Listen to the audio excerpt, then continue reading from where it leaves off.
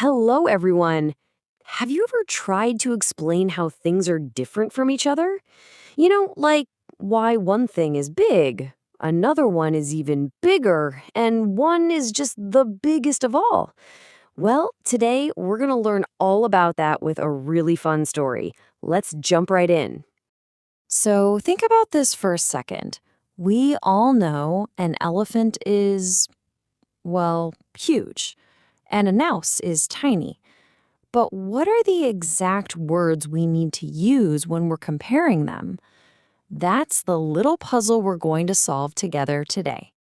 Okay, so our story starts in a neighborhood that probably looks a lot like yours, and it's all about three friends, Rohan, Priya, and Arav. And believe it or not, this whole adventure begins with their school bags.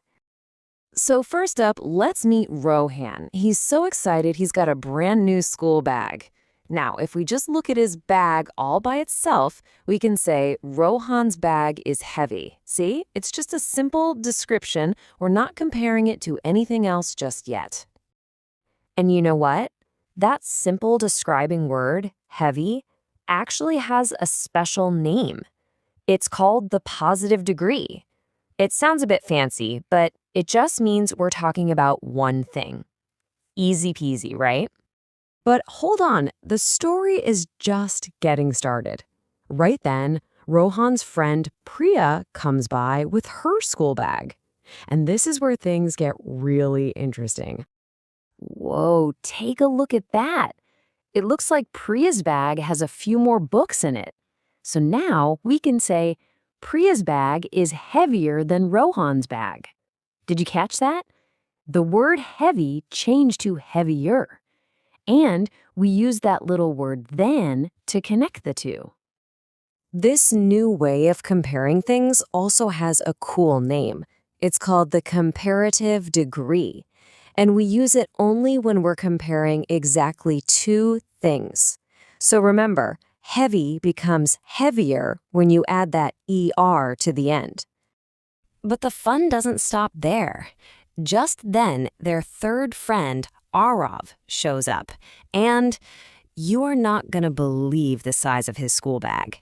This changes everything. Wow, just look at Arav's bag. It's huge. It isn't just heavier than Rohan's or Priya's.